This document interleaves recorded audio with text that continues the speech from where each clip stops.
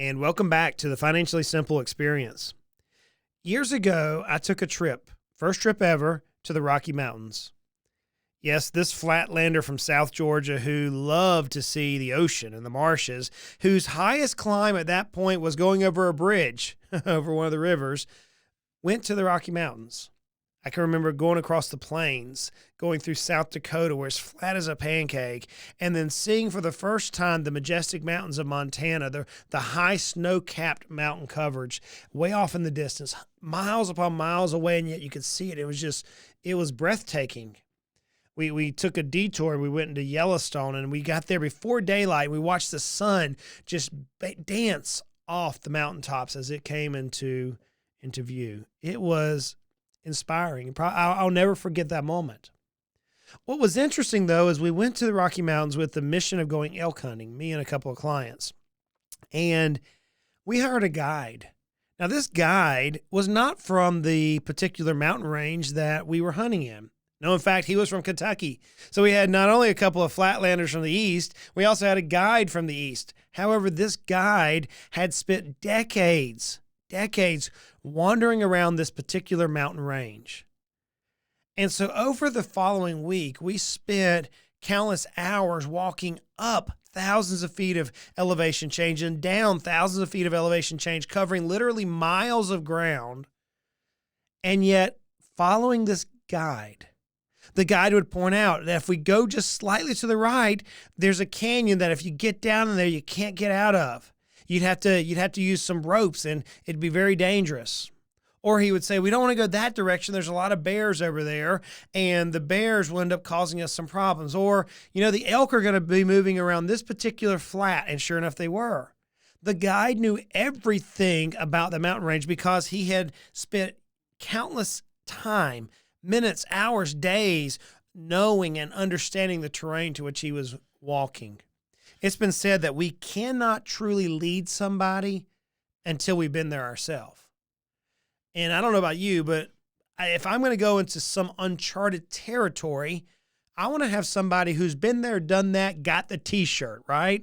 I want somebody who's mastered it, who is an expert in that area.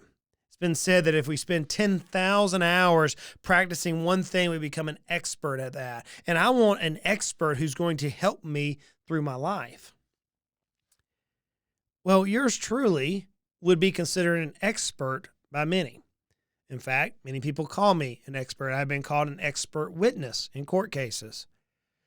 I know the game of business. I've been in business for almost 30 years.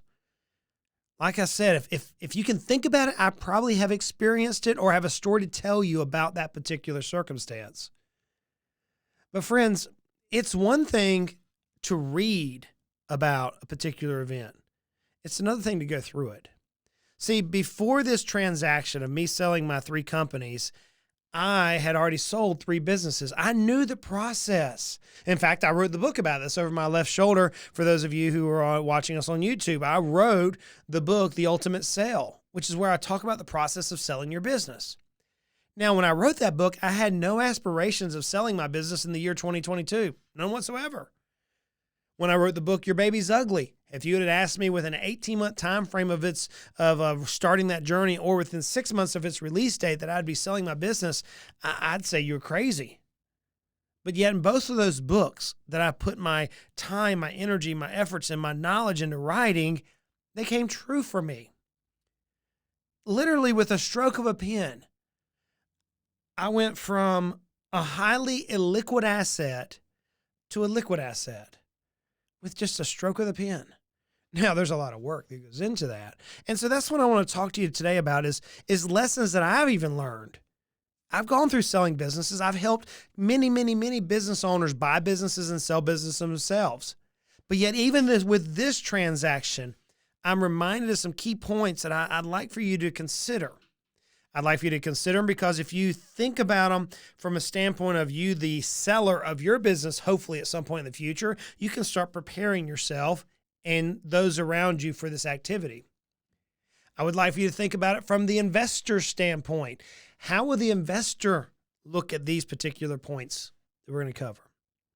So today, let me share with you from my heart, once again, Some lessons I've learned through the sale of my business. I think the most important thing that I learned was the preparation of your team is vital. Preparing your team is vital. I had this feeling that whenever I announced the sale of my business, that people were going to become unsettled, because change in and of itself is unsettling. None of us like change, yet that's the one constant, is everything changes. But we don't like change. It's like as soon as we accomplish something, things change. And yet we got to start all over again. It seems like the cycle of life, right? I mean, even the Birds wrote the song, to everything there's a season, turn, turn, turn. Change happens all around us. What's interesting is Gartner did a study in the year 2020, and they said businesses are frequently undergoing big changes, and about half the change initiatives fail, whereas only about 34% succeed. Only about 34% succeed. So businesses that go to enact change have a pretty high failure rate, 60% almost. So greater than 60% of failure rate.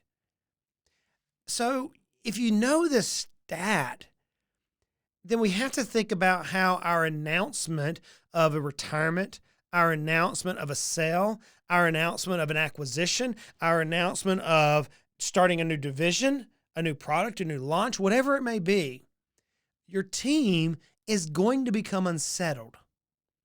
And so I implore you to take some time and prepare your team. Prepare them mentally. Prepare them that, hey, circumstances can change. We need to constantly be flexible. Run through some scenarios beforehand before you ever reach the point of the ultimate sale. You can prepare your team by painting a clear future. A clear future. We need to not only understand that our employees are going to become unsettled, but we have to paint with simplicity how the change is going to impact them. There's a book that I reference often called The Dream Manager. You are managing the dreams of your employees. And so with change, you've got to place yourself in their shoes. Whenever I embarked on this particular journey, Emily and I, my wife, we had one non-negotiable that kept coming to the surface, and that was we wanted all of our employees to have the opportunity to level up in their career. That was a term we used. One of them, not to worry about getting fired, not to worry about losing paychecks, none of that nonsense. We wanted them to look and say, hey, this move is going to help you reach your dreams. And after a lot of work, that came to fruition. Another thing with employees is you can set clear expectations. In order for big changes to take hold, people at every area in the organization need to understand why the changes are coming down. In my circumstance, I came to a position of, look, I'm tired. I've been doing this for 30 years. I'm tired of running and being the captain of the ship. My wife needs a husband. My children need a father. I want to take some time and play. I don't traditionally take vacations, or I haven't until recent years. So my children did not know what it was like to go to Disney World. I never did it. I worked. And candidly, the job became almost a god to me. In fact, many times it did replace God. It became the all-important thing, and it ran our family. And so for me to say, friends, I need help, I was very vulnerable in setting the expectation of why this made sense for me. Knowing that I can manage the change for the employees and knowing that I want to set clear expectations, it's important for us to do that. Another thing we have to deal with in the setting of expectations is our emotions. See, every one of us are going to go through emotions. Now, I've lectured about this. I've advised clients on this. I got to tell you, but until you're riding that horse, you don't know what it feels like.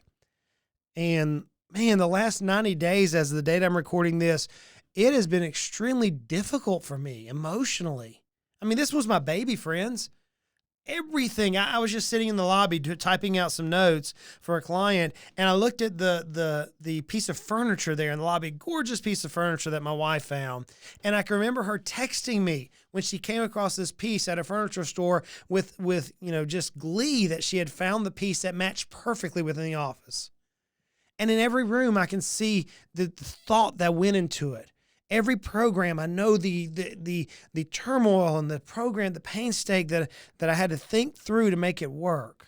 And I could see the employees' hands across the entire organization and thinking that I'm going to now entrust this, the ecosystem that I called Heritage, with now a new company that now is not known as WealthSource. That was hard. It was hard. And so I challenge you to don't kid yourself that you are going to go through emotions, but so will your employees.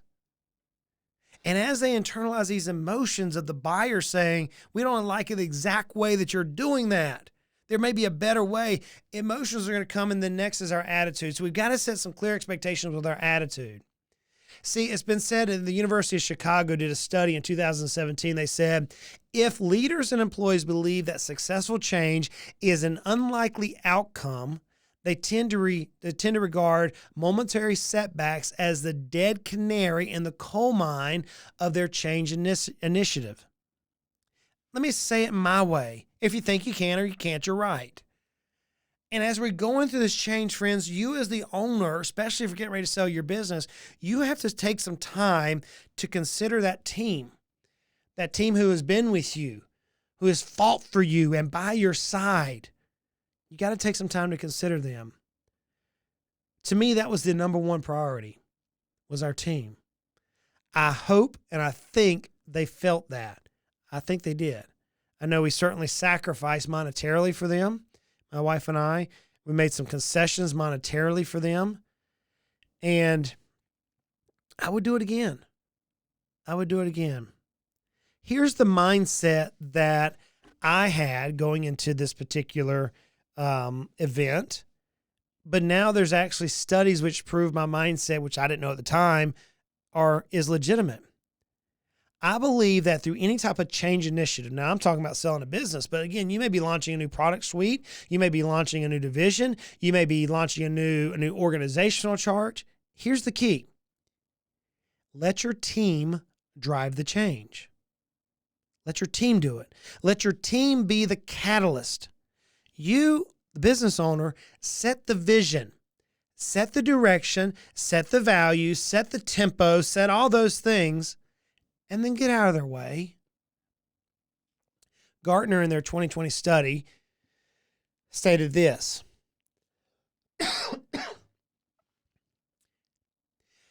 Shifting implementation planning to employees can boost the probability of success by 12%. Think about that.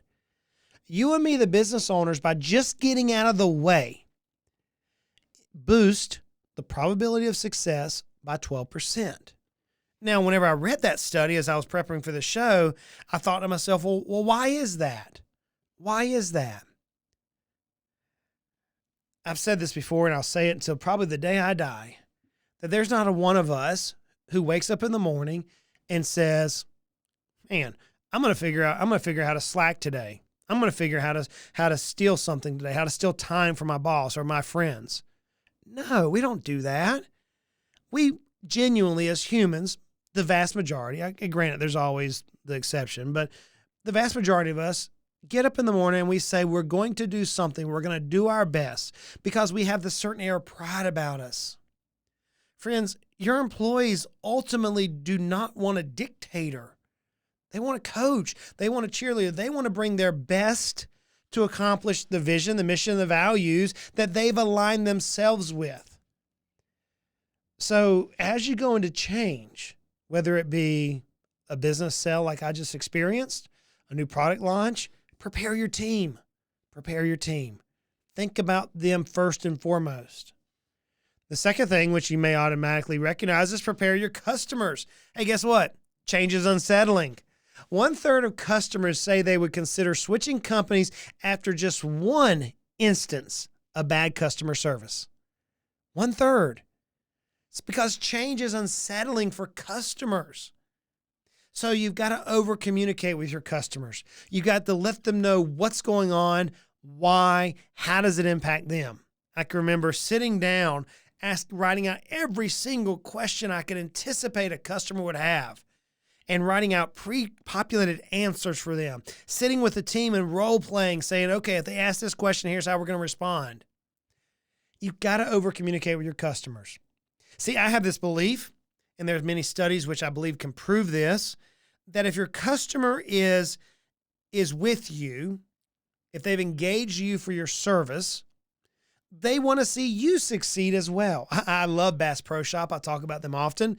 Maybe one day they'll hire me as a spokesperson for them, but nonetheless, I love Bass Pro Shop because it has the things that I like to do. In fact, I'm wearing today, it's cold outside, it's supposed to snow here in East Tennessee, and I'm wearing a long-sleeved Bass Pro Shop t-shirt.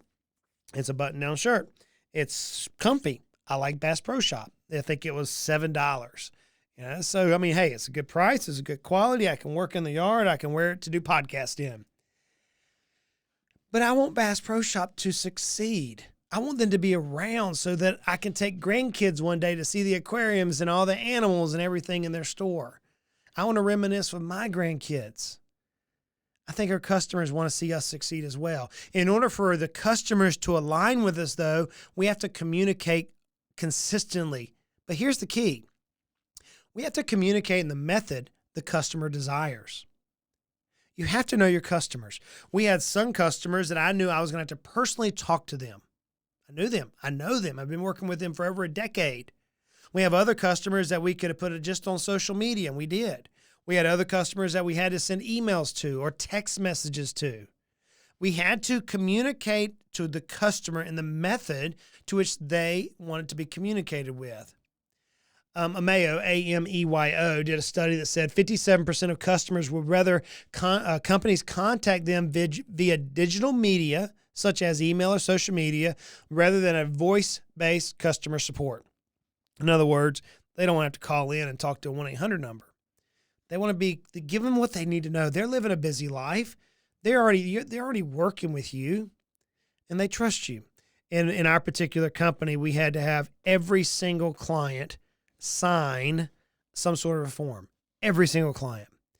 I had this goal to have 100% of the revenue from our clients transition over, and we actually had greater than 100% because we had more clients during this transition that said, hey, I want to work with you. So communicate with your customers. And then listen to the feedback. Whenever you're going through transitions, customers are going to be your greatest source of learning. In fact, Bill Gates said, your most unhappy customers are your greatest source of learning. So as you're going through any transition, listen. I actually had a customer today say, man, Justin, it sounds like you're getting off to a rocky start in the new company. I'm like, no, we're not, but what makes you say that? And he was joking.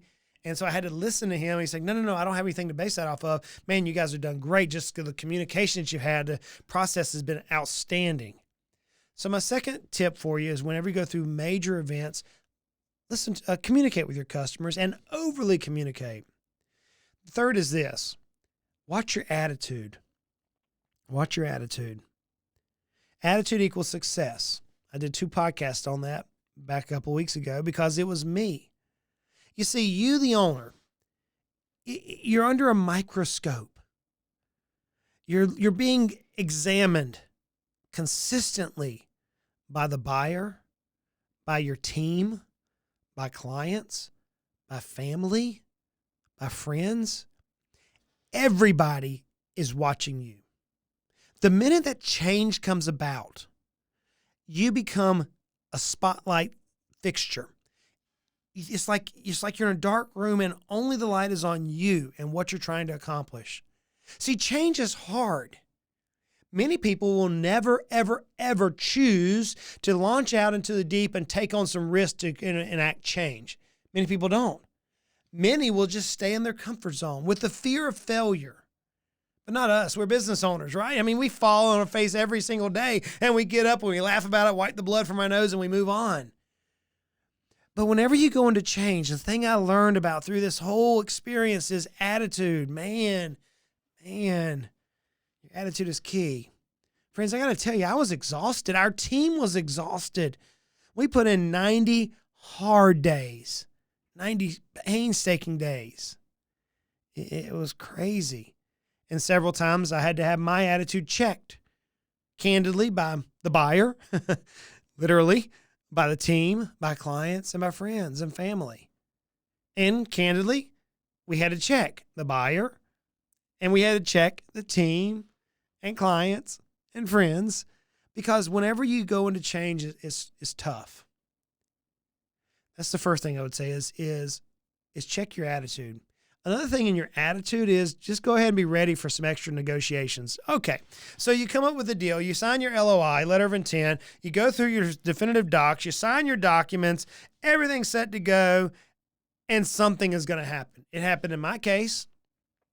Sometimes things happen outside of everyone's control, and no one's to blame. In my book, I actually write about the retrade. Now, that did not happen to me, but whenever you go through this event, there are a lot of moving parts, and something is bound to change, and your attitude is going to matter. So my third piece of advice is, as you go through change, whether you're selling your business, launching a new product line, watch your attitude. Attitude equals success. And then finally, you've got a plan. Friends, I often talk about on the podcast, you have to have 3 special people in your life. You have to have a financial planner, an attorney, and a CPA. Now, here's a confession moment. I almost messed up. I almost cost myself 6 figures in taxes. Now, look, I'm a certified financial planner. I'm considered an expert in the industry of finance, certain broad-based financial topics. I'm a certified value growth advisor. I know how to grow companies. I'm a certified exit planning advisor. I know how to grow companies so they can sell them, and I can walk people through the sales process. And yes, yours truly was so close to messing up. I got excited in the process, and I missed one technical step that I've actually spoke about on the podcast. And that is this: once an LOI is signed, you have limited your tax planning. And I was so close, but for the attorney. Now, I'd already done my financial plan with the financial planner. I knew the tax plan I wanted to put in place. We had all that. But the attorney, with one simple pause, saved me significant tax dollars. The CPA and the attorney came alongside each other with my planner, and we sat down and we devised a strategy that would allow me to make this transaction in a tax-sensitive manner, in a manner that would help my family accomplish some goals that we had. Friends, if you honestly think that you're going to go into a transaction as magnificent as a business sale by yourself, good luck. Good luck. It's so complicated. It's an adversarial relationship between you and the buyer. It is. And now you can be cordial, but it is an adversarial relationship. It's an adversarial relationship between you and Uncle Sam. It's an adversarial relationship between you and so other many people.